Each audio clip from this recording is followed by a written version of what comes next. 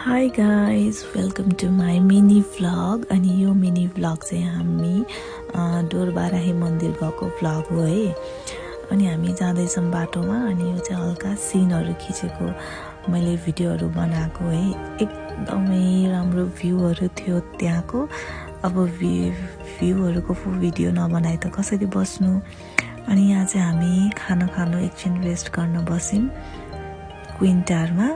अनि त्यसपछि मेरो धुलो हेर्नु न, यस्तो धेरै धुलो त। मेरो त भाइजर नभएको हेलमेट थियो नि त, अनि त्यही भएर एकदम धुलो। अनि गफ गर्दा गर्दै हाम्रो चाहिँ खाना पनि आइसकेछ। बुढाले चाहिँ एकदम मिठो लाग्यो अरे खाना। अनि मैले चाहिँ चिकन मोमो मगाएको थिएँ, अनि मोमो पनि मिठो नै थियो। अनि खाना खाइसकेपछि फेरि एकछिन रेस्ट गऱ्यौँ। कस्तो थाक्ने के तर यो स्कुटरहरूमा राइड गर्दा त। एकछिन गफ गऱ्यौँ अनि फेरि हामी आफ्नो बाटोतर्फ लाग्यौँ। जाँदैछौँ हामी। अनि फाइनली हामी चाहिँ 5-5:30 बजे चाहिँ पुगिसकेको थियौँ। अनि यस्तो थियो त्यहाँ माथिको भ्यू चाहिँ है। अनि मन्दिरको गेट चाहिँ त्यो हो है, सानो देखिराख्नु भएको छ नि, हो त्यो चाहिँ मन्दिर। त्यहाँदेखि पनि अझ अलिकति भित्र थियो है। अनि हामी चाहिँ यो चाहिँ अनि हाम्रो रुमहरू सबै भइसकेको थियो। अनि एकछिन बाहिर यसो पसलमै बाहिर बसिरहेको थियौँ गफ गर्दै। अनि खानासाना खायौँ अनि सुत्नतर्फ गयौँ। अनि यो चाहिँ भोलिपल्ट बिहान उठेर म चाहिँ नुहाइ गरेर फ्रेस भइसकेको थिएँ। अनि यसो हल्का मेकअप सेकअप त गर्नै पर्यो होइन। अनि बाउ छोरा चाहिँ मस्त मोबाइल चलाएर बसिरहेको थिएँ। अनि हामी चाहिँ रेडी भएर मन्दिरतर्फ लाग्यौँ। माथि थियो अझै 2 मिनट जस्तो चाहिँ हामी हिँडेर गयौँ। अनि त्यसपछि हामी मन्दिर, कस्तो हुस्सु लागेर यस्तो चिसो थियो कि त्यहाँ हेर्नु न, मन्दिरको छेउतिर कस्तो दामी डाँडाहरू थियो है। हुस्सु लागेर लास्टै चिसो थियो। थाहा भएन त्यो ठाउँ चाहिँ त्यस्तै हो कि एकदमै धुम्मेको थियो हामी गएको दिन पनि। अनि म चाहिँ मन्दिर पुगेर त्यहाँ हातहरू यसो चोखाउन थालेँ आफूलाई, हात र टाउको।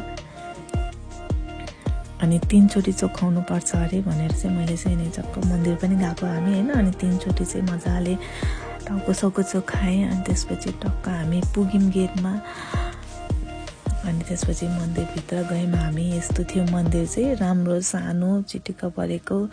एकदमै मान्छेहरू पनि त्यहाँ एकदम आइराख्नु हुँदो रहेछ। अब जस्तै कि त्यहाँ सबैजनालाई, धेरै जसोलाई त थाहा होला, त्यहाँ अब नबोल्ने बच्चा पनि कति बोलेको छ भनेर चाहिँ मैले पनि भिडियोमा देखेको भएर चाहिँ हाम्रो बाबुको लागि हामी गएको खासमा चाहिँ होइन। अनि यसरी त्यहाँ गुरुले चाहिँ सानोलाई यस्तो गरिदिनु भयो, चौगालिदिनु भयो है। यस्तो जाडो थियो नि, मलाई माया पनि लाग्यो। तर के गर्ने, अब एउटा विश्वास हो सबैभन्दा ठुलो कुरा त भगवान्को चरणमा गएपछि। अनि यसरी सानोलाई हामीले खोलामा डुबायौँ है। अनि जस राम्रै भयो, राम्रोसँग गरिदिनु भयो, चित्त बुझ्यो। अनि एकछिन फोटो भिडियो भयो हाम्रो चाहिँ। अनि त्यत्तिकै गर्दा गर्दै हामी अनि मन्दिरबाट निस्किन थाल्यौँ। दर्शन पनि राम्ररी नै गऱ्यौँ, राम्रो दर्शन गराइदिनु भयो।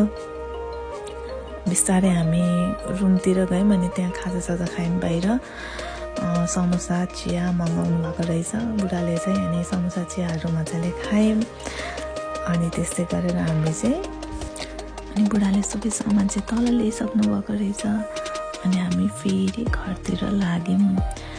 अनि त्यसपछि एकछिन त रेस्ट गर्नै पर्यो, फेरि खाना खानै पर्यो होइन। अनि त्यसपछि धादिङमा खाना खायौँ हामीले है। खाना मिठो लाग्यो।